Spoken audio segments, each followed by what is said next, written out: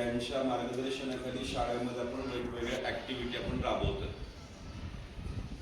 मागच्या एक 10 दिवसामध्ये आपल्या शाळेमध्ये learning of science via standards याचं एक वर्कशॉप झालं. पुण्याच्या कदम मॅडम याला मार्गदर्शनासाठी आलेल्या होत्या. त्याचप्रमाणे हर्ष शुक्ला देखील सरांनी या वर्कशॉपला व्हिजिट दिलेली होती. तर मित्रांनो, आज 24 डिसेंबर आहे. आज राष्ट्रीय ग्राहक दिवस आहे आणि राष्ट्रीय ग्राहक दिवस जो आहे या दिवसाच्या निमित्ताने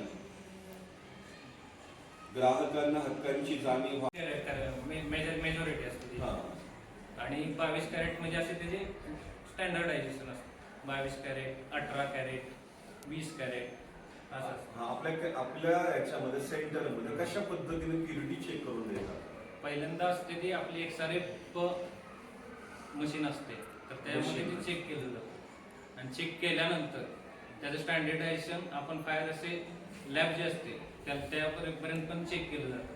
आणि त्यानंतर ते फायनल 5-6 तासाची प्रोसेस झाल्यानंतर त्यावरती ते मानक BISचा लोगो असतो आणि जी प्युरिटी असते ती आपली मारली गेली जाते लेझर मार्किंग साह्याने.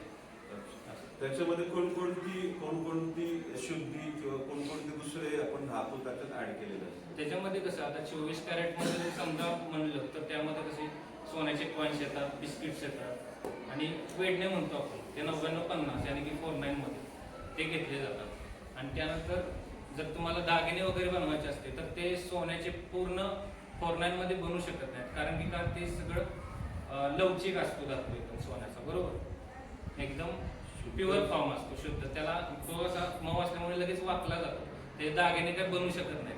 त्यामुळे त्यामध्ये थोडेफार अलॉय मिक्स केले जातात, जसं की कॉपर, सिल्वर असे जे अलॉयज असतात त्यामध्ये मिक्स केले जातात. जसं की आता 22 कॅरेटचं आपल्याला दागिने बनवायचे तर त्याच्यामध्ये त्या प्रमाणात 22 कॅरेटमध्ये अलॉय मिक्स केले जातात.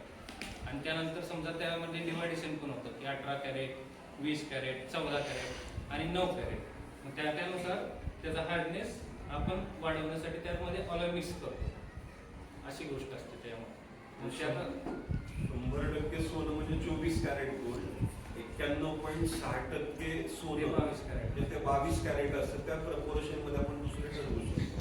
आपल्याकडे जे दागिने येतात म्हणजे सगळे दागिने मोस्टली आता हॉलमार्किंगचे हॉलमार्किंगचे असतात आणि त्यामध्ये ज्वेलर्स तुम्हाला प्रोव्हाइड कुठला करतोय किंवा तुम्हाला कोणत्या कॅरेटचा दागिना पाहिजे तसं तुम्ही त्या ज्वेलर्सवाल्याला सांगू शकता की बाबा आम्हाला 16 कॅरेटचं पाहिजे, 18 कॅरेटचं पाहिजे किंवा 22 कॅरेटचं. आपल्या इथं जास्त करून BISनं जे 5-6 मेंडेटरी केलेलं आहे हॉलमार्कसाठी, ते 9 ते 24 कॅरेटमध्ये असे 6 प्रकारचे तुम्ही दागिने घेऊ शकता.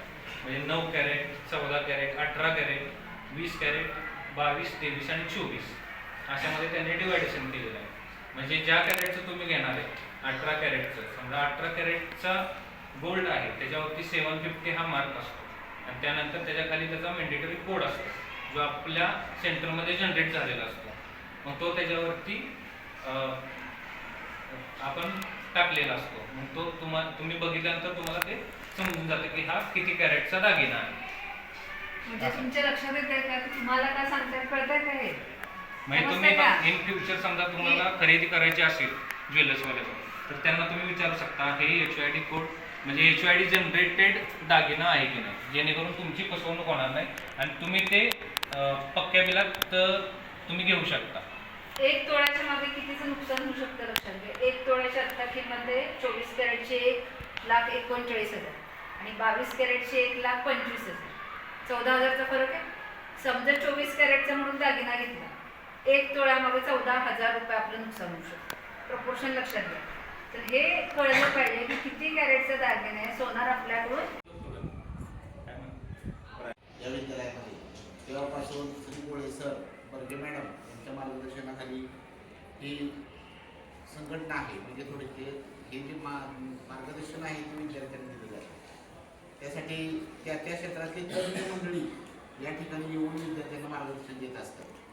आता हे ISI म्हणजे काय आहे त्याच्याबद्दल आता या ठिकाणी शुभम जगदाळे आणि सरांनी माहिती दिलेली आहे.